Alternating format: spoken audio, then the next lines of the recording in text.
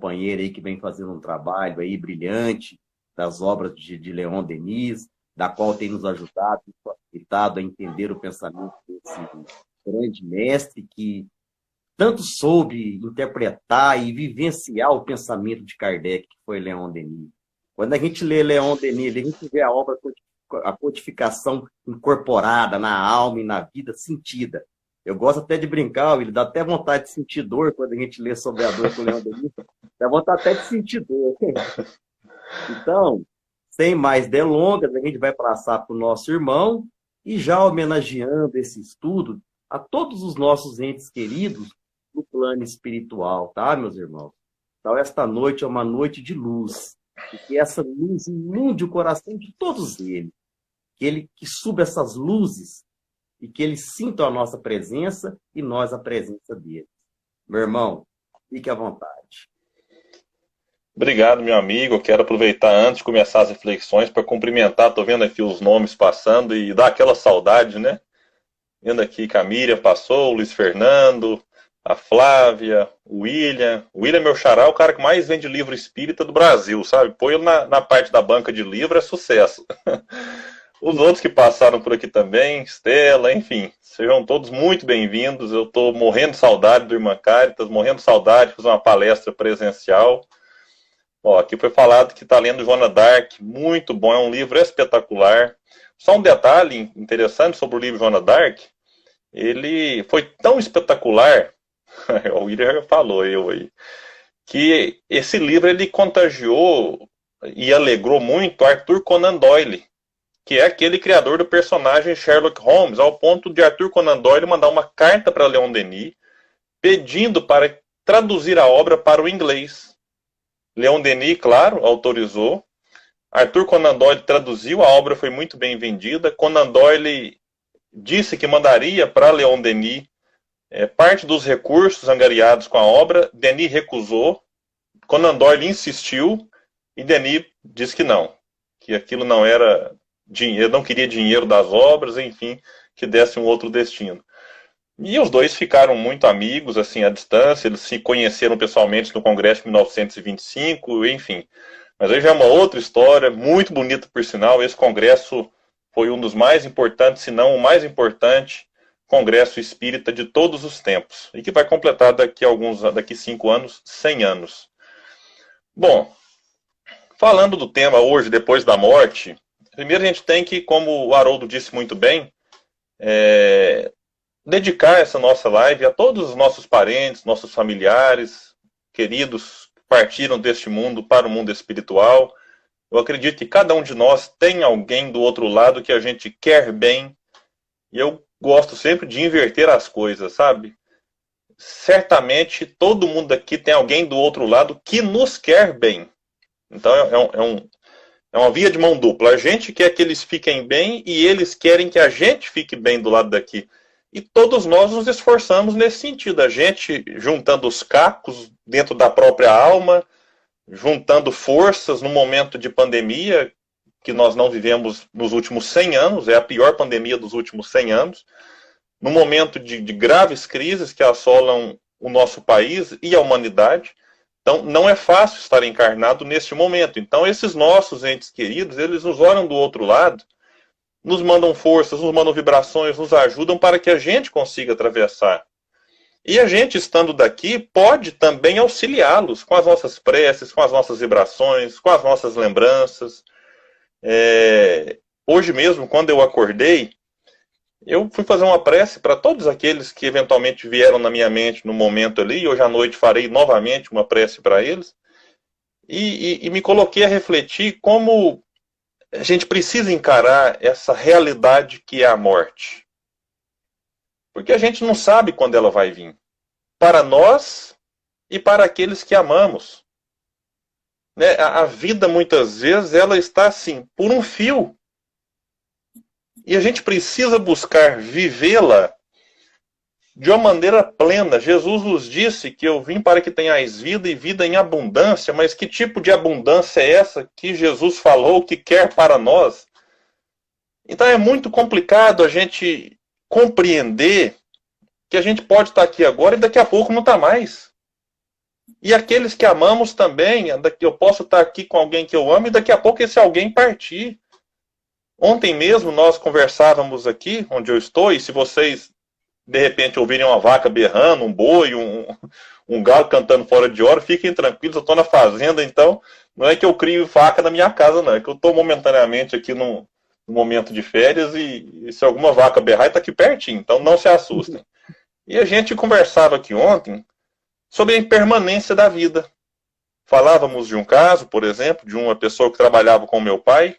Meu pai todos os dias ia e voltava com ele juntos para o trabalho. E chegou um momento em que ele pediu férias. E meu pai concedeu-lhe as férias. Ele foi com a família para um local.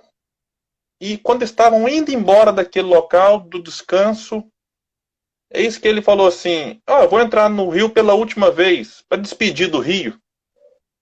E aí, de repente, um rapaz próximo dos 40 anos de idade, 3 filhos. De repente ele entra no Rio e ele não se despediu do Rio, ele se despediu da família. E a família assistiu à cena dele, aí em Uberlândia nós conhecemos o famoso funil, quando ele entrou no funil, ele foi para o fundo e de repente quando eles viram, o funil jogou ele mais para frente, a correnteza levou e acharam o corpo uma semana depois. Então, aquela família que estava num momento de alegria, de férias, curtindo um descanso merecido e justo de um trabalhador, de repente se vê totalmente destruída. De repente se vê sem aquela pessoa que, poxa, ao longo dos últimos 20, 30 anos, para os pais, para os irmãos esteve junto, para os filhos menos anos, para a esposa outra etapa. De repente é como se um pedaço da família fosse junto daquelas águas do rio. Mas quantos de nós, de repente, com o processo de adoecimento de um parente, e aí é algo um pouco mais lento, não é de uma maneira acidental, como foi esse caso que eu vos relatei, de repente vamos nos despedindo pouco a pouco de um parente que é enfermo, é como se fosse uma máquina perdendo força por falta de algo e até que chega o ponto em que vai embora. Enfim, são muitas as maneiras que nós temos de dizer adeus daqueles que estão conosco e às vezes dizer adeus daquele corpo que nos serviu de instrumento. E Leon Denis, que no seu livro Depois da Morte, vai nos colocar uma reflexão bem na introdução, uma reflexão dura. Eu já falei isso aqui 200 mil vezes já, mas é importante a gente ter essa consciência. Não para a gente ter medo da morte, mas para a gente valorizar a existência. E eu não falei valorizar a vida, porque vida não é o oposto de morte, como muitos pensam. Vida não tem oposição a ela, não existe oposto à vida. O que é o oposto à vida? Não existe. Morte é o oposto de nascimento. Você nasce e mais cedo ou mais tarde vai morrer. Mas continua vivo sempre. Então, a morte, a consciência de mortalidade do corpo, a consciência de que estamos aqui, como muito se diz, de passagem, é importante para que valorizemos a própria existência. E, num sentido mais amplo, valorizemos a vida como um todo. E Leon Denis, ele vai dizer o seguinte: pessoal, depois, se puder mandar no chat aí se tá ok, se tá cortando, enfim, só para a gente ter uma noçãozinha aqui. Denis fala assim, Haroldo: um daqueles que você ama vai morrer. E a gente tem duas alternativas. Ou buscar isolar na madeira, falar credo em cruz. Se a gente fosse católico, ia fazer o nome do pai, né? Falar, meu Deus do céu, isola, vira a boca para lá. Mas alguém discorda disso? Alguém duvida de que um daqueles que você ama vai morrer? Isso é um fato.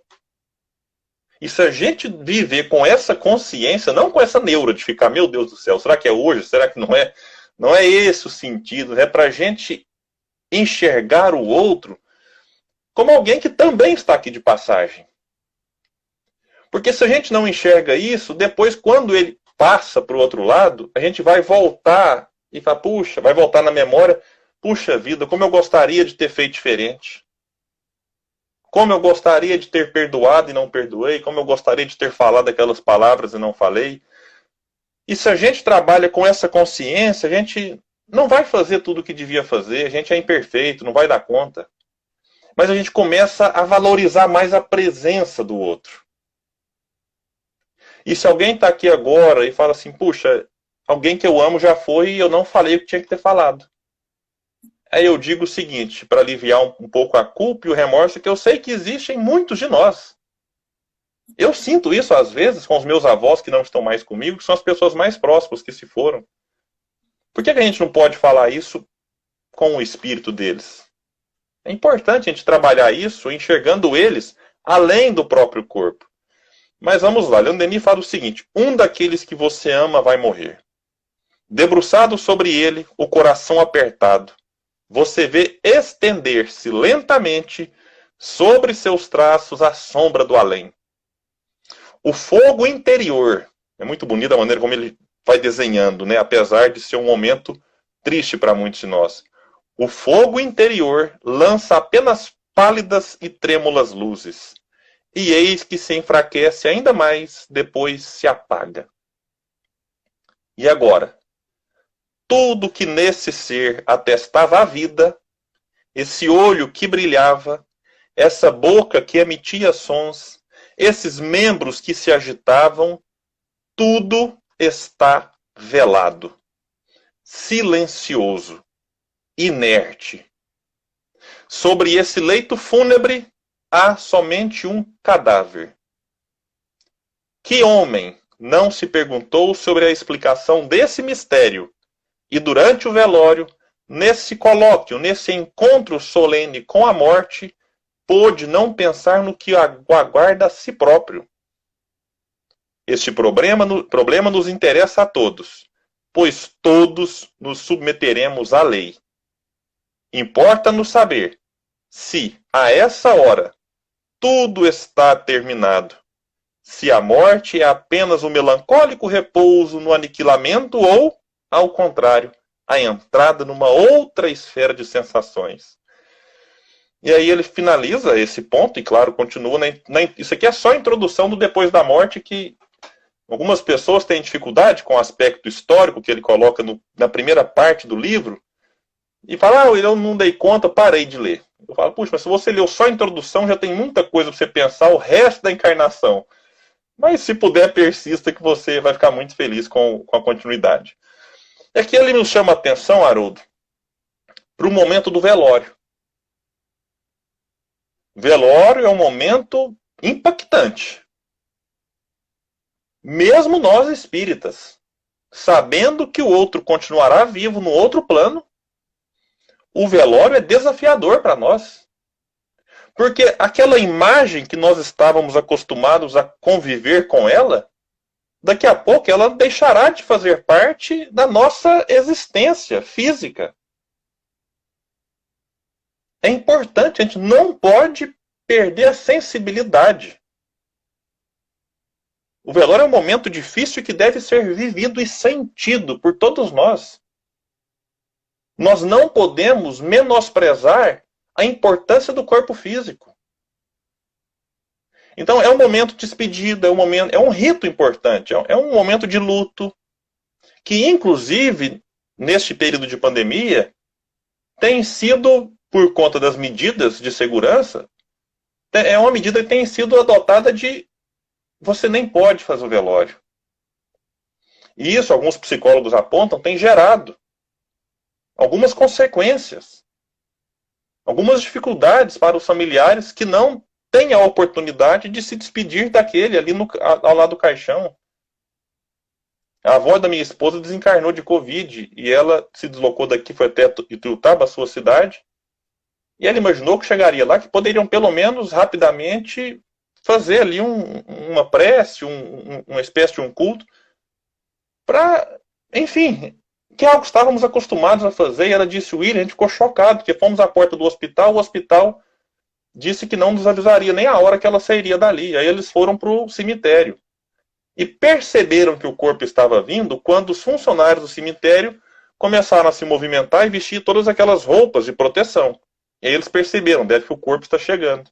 De fato, o corpo da funerária chegou, foi direto para o local, para o túmulo, e quando lá chegou, estava ele mais umas 8 pessoas, os filhos, né, ela na condição de neta, mais alguns netos, e quando chegou lá, de repente o pessoal da funerária tirou e já foi para jogar no túmulo. Ela pediu, falou, gente, pelo amor de Deus, deixa a gente fazer pelo menos uma prece, agradecendo a minha avó por tudo que ela nos fez.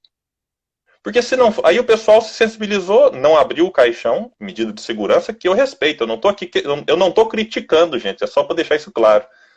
Eu sou a favor de tudo que é para proteger as pessoas do vírus, deve ser feito. Eu não estou criticando, eu só estou contando como foi. De repente o pessoal deixou um caixão fechado, fizeram uma prece, e coisa de, no máximo, 10 minutos entre a chegada do carro da funerária, o corpo já estava sepultado. E aí voltaram, e aquela sensação diferente. Então, o velório, ele é um momento importante para a reflexão. Quantos de nós, num velório, já não nos perguntamos para onde vai depois da morte? E aí, 1000 interrogações surgem na nossa mente. Puxa, mas era tão novo, era tão nova, tinha tanta vida pela frente. Uma pergunta que muitos fazem, por que logo ele e ela, ao invés de um bandido e uma bandida? Por que este jovem, não alguém já mais velho, que já passou por mais fases da vida, que já viveu muito? Enfim, são muitas interrogações e que a gente precisa assimilar, fazer, aceitar e continuar vivendo. E essas interrogações podem nos auxiliar, nos fortalecer intimamente e fortalecer as relações entre as pessoas. Então é isso que Leon Denis vem trabalhar, não só na sua introdução, mas ao longo de toda a obra, nos mostrando que há vida, e vida em abundância, aqui e do outro lado. Então, meu amigo, eu fiz essa introdução, agora eu quero também te ouvir um pouco, você ficar à vontade, ouvir o que o pessoal tem de pergunta para a gente tentar responder, Vamos aproveitar esse espaço aqui também para criar uma interação, já que não é possível presencialmente, que a gente faça essa interação aqui virtualmente. Gente, quem quiser elaborar a pergunta, como o irmão falou aí, o William, fique à vontade, tá? Meu irmão, enquanto você falava dessa questão intrigante da morte aí, desse momento que é o momento de despedida, principalmente do momento do velório, que Leon Denis traz à tona para nós, suma importância, porque realmente, eu acho que para mim, é a maior prova da imortalidade da alma, esse sentimento e essa emoção que está envolvida no momento da despedida. Por quê? Na hora que o nosso ente parte, que nós está diante do nosso ente querido a quem amamos muito, o que vai ficar em nós? Uma saudade, um vazio gigante que aquela pessoa deixa na gente. Aquela saudade que o querido Chico, conhecendo esse mecanismo da morte, vai nos falar que é dor que fere os dois lados do mundo. Então forma-se um circuito. Forma-se uma conexão que é movida pela saudade. Que essa emoção que a gente traz na alma nada mais é, como vai dizer o Divaldo, que ele fala que é de um poeta, que eu não me lembro agora o nome, ele fala assim, que a saudade é a presença do ser ausente e a ausência do ser presente. Ou seja, ele está presente no magnetismo que ele deixa nas coisas, que ele deixa nos lugares. E isso é a maior prova que, como vai dizer Leon Denis, a morte não mata o amor. A morte não mata o amor. Está lá no Problema do Ser, do destino da dor, não é isso? Falando que a morte não mata o amor. Então, é a prova que os nossos seres estão vivos, que há essa conexão entre nós, que essa conexão não termina, e coube ao grande mestre de Lyon, Kardec, nos educar para a morte, nos preparar para esse momento, falando dessas realidades, como você muito bem disse. Todos nós vamos perder um ente que amamos. Todos nós vamos enfrentar o momento do trâmite da morte. Porque a Terra, ela não é uma chegada, né? Ela é apenas um momento de trânsito. Nós não estamos aqui para perenidade, nós estamos na transitoriedade da Terra. E Leon Denis mostra, né, que tudo isso, trabalhar no problema do ser destino da dor, que sofrimento e felicidade, alegria que a gente viveu aqui na Terra, tudo isso aí é mesclado para nos mostrar que a Terra não é uma morada permanente.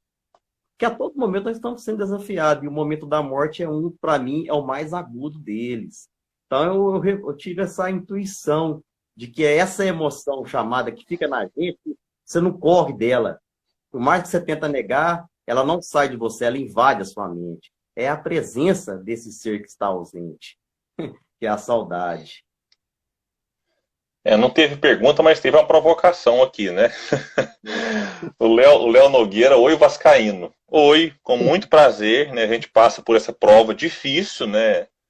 Eu não vou negar as provas que eu enfrento, e uma delas é ser vascaíno. Mas, meu amigo, quando você falou aí, teve 2 pontos que eu gostaria de refletir a respeito. Um é desse sentimento, né? Durante o velório mesmo, daquilo que a gente está ali vivenciando. E Leon Denis fala, inclusive, que seria muito estranho a gente conviver anos e anos com alguém, criar um afeto por ela, né, criar ali verdadeiros laços, né, de amor, e de repente, por conta da morte, esse laço ser rompido. E esse afeto ser destruído, ou ficar simplesmente como algo da lembrança. Então, a morte, ela não pode destruir o amor. O que ela pode, no máximo, fazer é dar uma pausazinha da convivência. Então, eu estou momentaneamente impossibilitado de conviver com quem eu amo no mesmo plano. Mas com a certeza de que aqueles que se amam um dia se reencontrarão. Pode ser daqui a 1 ano, pode ser nessa noite, no sonho. É bom dizer isso. Nós nos encontramos com os que já se foram através do sonho. Às vezes nós não lembramos dos detalhes. Só que a gente acorda com aquela sensação, aquele bem-estar. E às vezes até se lembra de alguns detalhes que não representam 0,1% do que foi. Até porque a gente não suportaria acordar com toda aquela carga de emoção que foi um reencontro entre espíritos.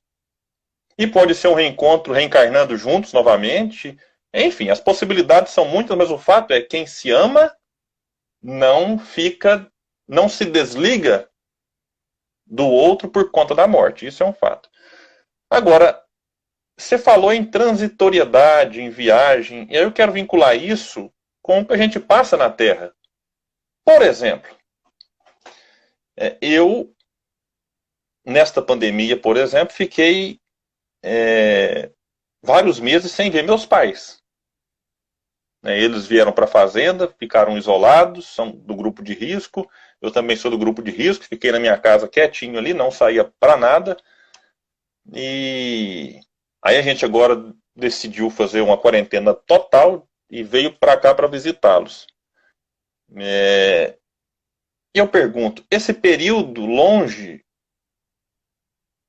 diminuiu o nosso amor? Meus pais deixaram de me amar porque ficaram longe de mim? Não, o amor persiste, apesar da distância. O amor continua. Só não estávamos nos vendo fisicamente. Nos víamos pelos recursos, né, da internet aí.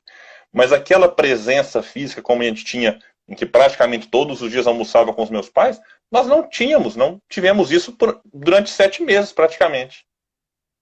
Agora, outra comparação é quando um filho sai de casa e vai para outra cidade, para outro país.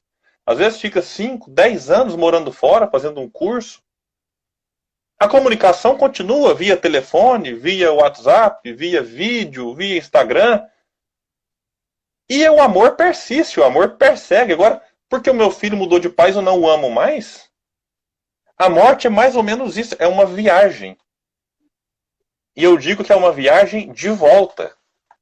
A gente costuma dizer assim, fulano viajou. Beleza, ele viajou de volta, porque a viagem de ida é estar aqui. Porque a nossa verdadeira casa não é a terra. É bom deixar isso claro, a nossa verdadeira casa é o mundo espiritual. Estamos na terra, como se diz, de passagem.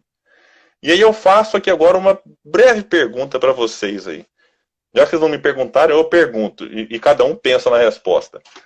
Quando a gente sai de casa e viaja, seja de férias, seja a trabalho, para um compromisso espírita, porque não é férias nem trabalho, é um compromisso com o movimento espírita, é muito bom ficar fora de casa. Eu gosto particularmente.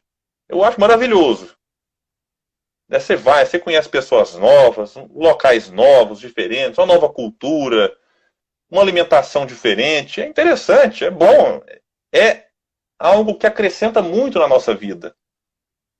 Mas cá entre nós, voltar para casa é bom demais. Nossa, gente. Olha, até quando eu saio de férias, às vezes vou para algum resort aí na beira da praia. E a gente fica lá uma semana, chega no 5º dia, já começa a dar uma saudade do chuveiro. Até o chuveiro a gente sente saudade. Pode ser ruim, pode ter os defeitos dele, mas é o nosso chuveiro. A nossa cama, que não é a melhor cama do mundo. Às vezes aquela que a gente está lá no local, ela é até mais confortável. Mas dá saudade da cama, do travesseiro, que você já está acostumado ali, do jeito que você abraça nele. Dá saudade, enfim, do cachorro que você largou para trás, não pôde levar na viagem. Do vizinho, que ouve o Amado Batista, num volume bem alto. Até do que é ruim, você sente saudade.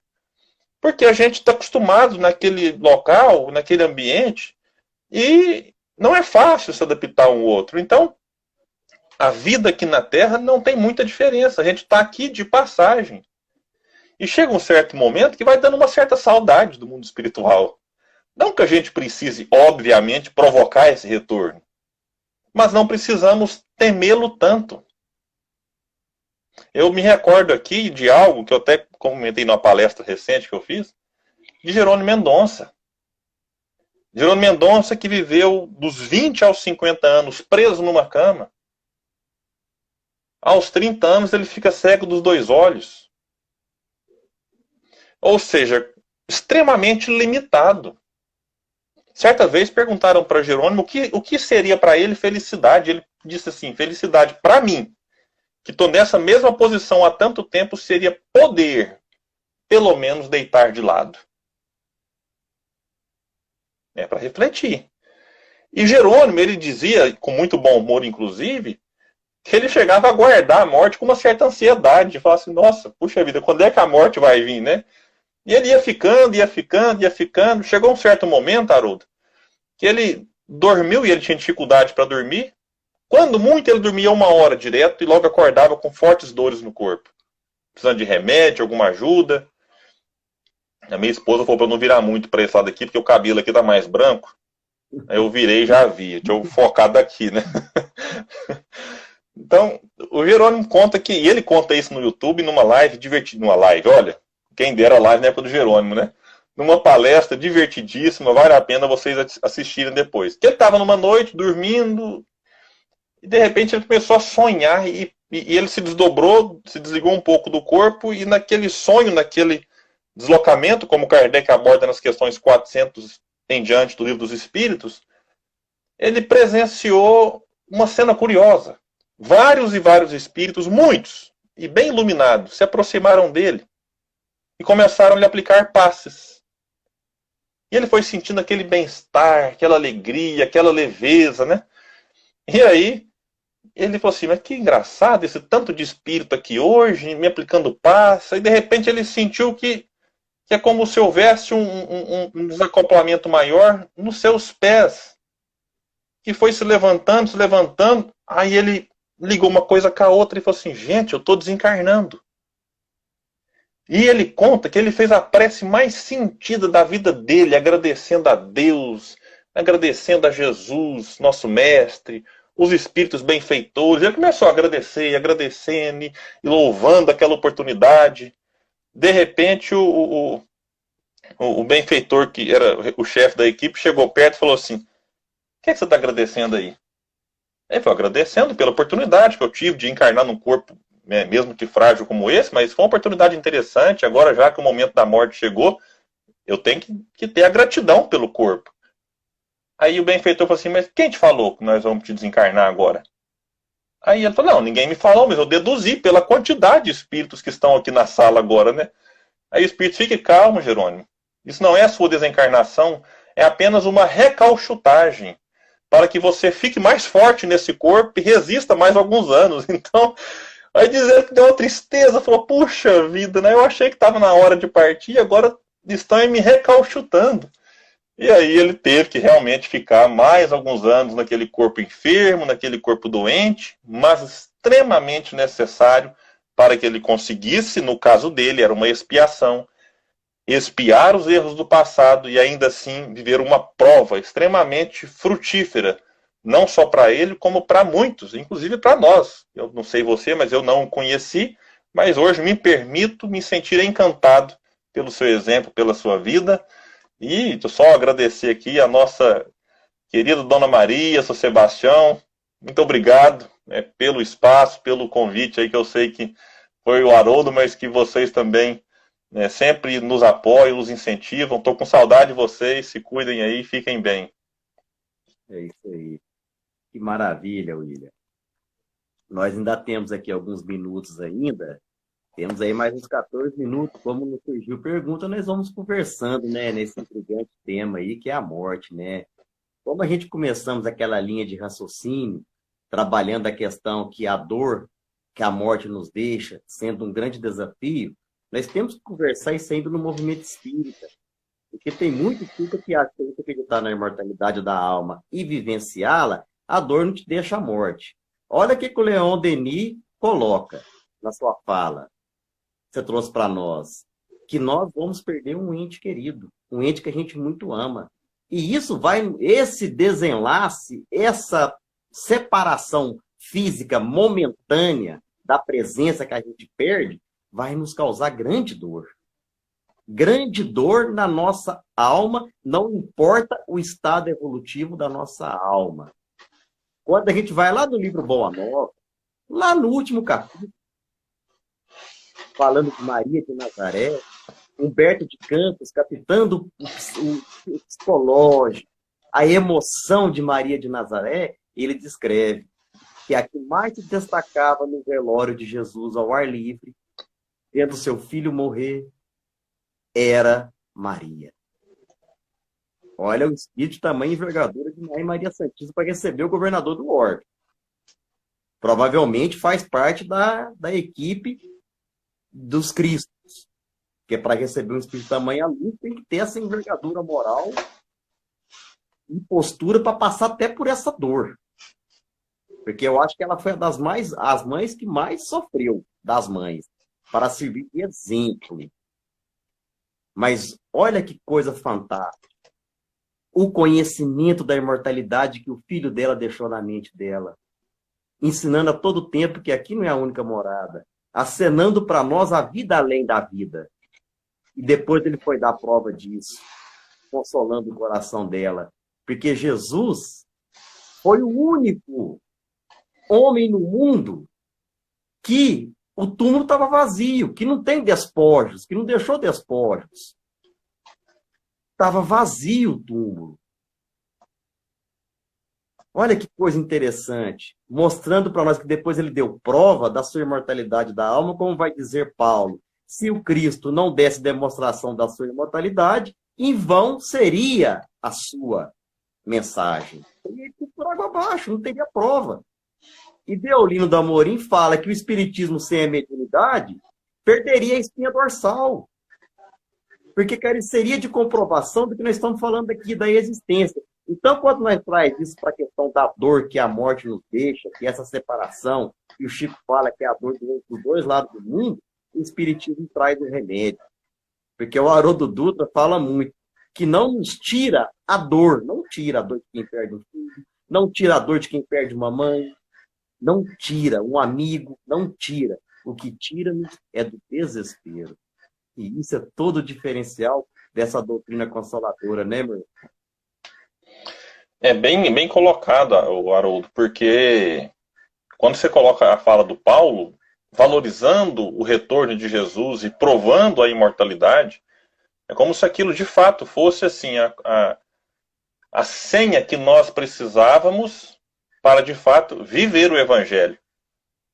Porque de repente a gente olha e fala, alguém que veio aqui, só pregou o amor, só fez coisa boa, né? Curou enfermos, alimentou famintos, reergueu os caídos, nos contou inúmeras histórias, inúmeras parábolas com profundo ensinamento. De repente, esse alguém é colocado na cruz entre dois ladrões, sem ter feito maldade, sem ter feito nada para merecer aquilo. E você fala, puxa vida, eu não quero isso não, porque ele só fez o bem e recebe como prêmio a coroa de espinhos e a cruz. Eu quero distância desse Cristo. Eu quero distância dessa vida. E de repente ele volta, né, mostrando a importância da vivência do seu evangelho. E quando a gente percebe a continuidade da vida, a gente começa a entender as próprias bem-aventuranças. Porque as bem-aventuranças sempre elas trazem uma recompensa no futuro. Bem-aventurados os misericordiosos, porque receberão misericórdia. Então, todas as bem-aventuranças, ele coloca lá bem-aventurados, alguma coisa, e depois um verbo no futuro. E em relação aos aflitos, bem-aventurados os aflitos, porque serão, no futuro, consolados. Pegando essa bem-aventurança, bem-aventurados, inclusive, a depender da tradução que se busca lá direto do que se tem, né, dos documentos mais antigos, você pode traduzir por bem-aventurados, que a gente interpreta como felizes os aflitos, porque serão consolados. E uma outra tradução nos leva não para bem-aventurados, mas para avante. Então você trocando ali, avante os aflitos, ou seja, avancem os aflitos. Não fiquem paralisados, não fiquem presos na dor. Avante os aflitos, porque serão consolados. É quando a gente olha uma existência em que o indivíduo está aflito, está com dor, está com dificuldade e morre. Aí você fala assim, opa, vai ser consolado quando? Ele morreu. Ele morreu sem ser consolado, ele morreu sofrendo, morreu doente, morreu assassinado, morreu num acidente, morreu afogado. E aí? Cadê o consolo? Jesus errou? Ou traduziram errado? Não, Jesus não errou, não traduziram errado. O consolo vem. Mas se não vem nesta existência, virá depois, com toda certeza. E Leon Denis chega a nos dizer que se alguns morrem gozando de uma felicidade inalcançável para aqueles que agem corretamente, e esses que gozam da felicidade a conquistaram de maneira desonesta, alerta Leon Denis, é porque a hora do acerto de contas não soou para este, como já soou para outros. Então fiquemos tranquilos, Deus é justo. Façamos a nossa parte, sejamos corretos. Cumpramos com a lei divina, não na sua plenitude que nós não damos conta, mas cumpramos no máximo que a gente der conta, porque a recompensa, como disse Girão de Praga para Leon Denis, será mais bela. Maravilha, meu. Lembrar da bem-aventurança nesse momento, dessa temática que ela nos envolve, né? E eu, como sofredor que eu sou, dadas as dificuldades, os percalços que a vida tem me pregado, e tendo Jesus como inspiração de como lidar com tudo isso dentro do Espiritismo, a quem eu agradeço cada segundo por conhecer essa doutrina bendita, por estar impregnando a minha alma, pelo menos me ajudando a superar dor e dores. É de plena magnitude essa fala de Jesus no monte, quando ele falava da bem-aventurança aos aflitos. Porque não podendo curar a todos, porque a doença ali era o melhor medicamento, a dor ali era o melhor medicamento para cada alma ali, Jesus estava instigando algo que eles ainda não podendo entender as causas justas do porquê estavam sofrendo, porque ainda não tinha ainda. Jesus alimenta-lhes o sentido psicológico de esperança. Porque não existe nada mais libertador para um doente ou para um sofredor saber que ele vai ter o alvará do sofrimento, que aquela dor vai acabar. Então, nesta noite de hoje, era como se Jesus falasse para os nossos corações: meus irmãos, fiquem firmes. Os seus entes queridos não estão mortos. Eles vivem. Eles te abraçam, eles te beijam. Eles estão com você. Vocês se encontram no sonho.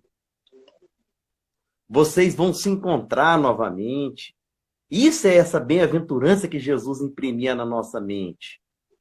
A esperança. Porque nós vamos lá no capítulo 6, que para mim é o coração do Evangelho segundo o Espiritismo, Cristo Consolador, que o Espírito de Verdade fala para nós, que o homem que não tem fé na justiça divina, não crê no futuro, as provações caem com todo o peso sobre o seu ombro.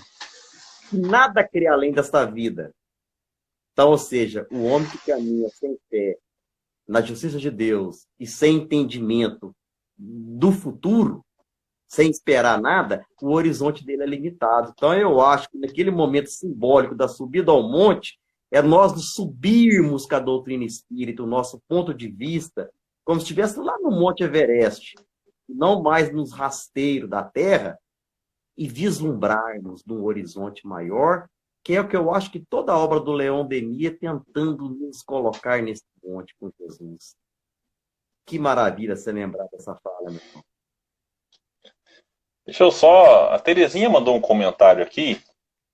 E apesar de termos poucos minutos, mas ela diz que minha mãe desencarnou há 2 anos. Nos últimos 5 dela aqui, eu sentia que ela não ia ficar muito tempo. Entretanto, sinto que deixei muitas coisas para depois, mesmo sabendo.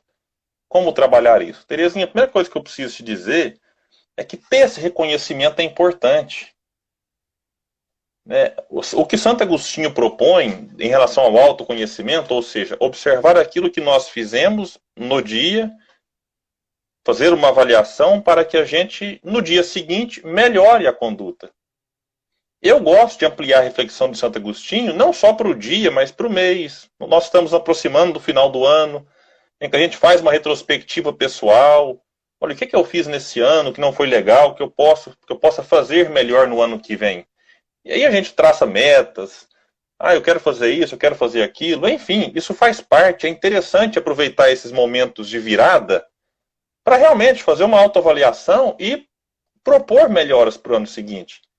E o que você faz quando olha para trás e vê que poderia ter feito mais ou poderia ter feito melhor pela sua mãe é importante. Porque é uma autoavaliação interessante.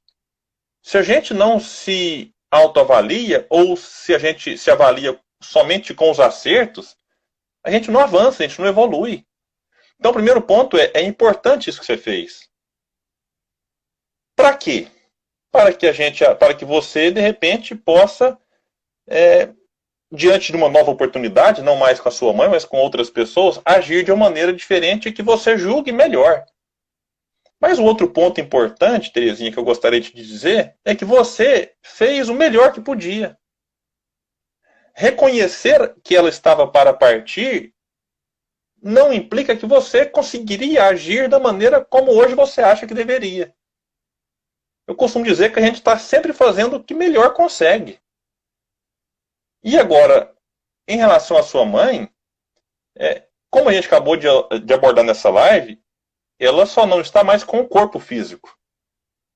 Então, se você acha que poderia ter feito mais, e gostaria se ela estivesse encarnada entre nós, e eventualmente pedir perdão, peça. Para ela, em espírito. Converse com ela. Dialogue como se ela estivesse ao seu lado. Antes de dormir, faça uma prece por ela. E na prece, imagine ela na sua frente. E fale para ela tudo o que você gostaria de falar. Eu não vou garantir que ela estará na sua frente na hora dessa prece. Mas eu posso garantir que tudo que você falar do coração e com amor chegará até ela. Através do fluido que nós estamos todos mergulhados, o seu pensamento vai visitar a sua mãe onde ela estiver. Isso eu te garanto. E, apenas encerrando, Haroldo, eu queria deixar um convite para o pessoal que quiser. Eu gravei um vídeo para o Instituto Espírita do Amor, que sempre faz um evento bacana no Finados, e o vídeo é intitulado assim: E a Vida Continua, para nós que aqui estamos e para aqueles que se foram. É um vídeo curtinho de 9 minutos, está no meu canal do YouTube, buscando consolar esse público muito peculiar do Instituto Espírita do Amor, que é um público enlutado, é um público com dificuldade para lidar com a desencarnação de entes queridos.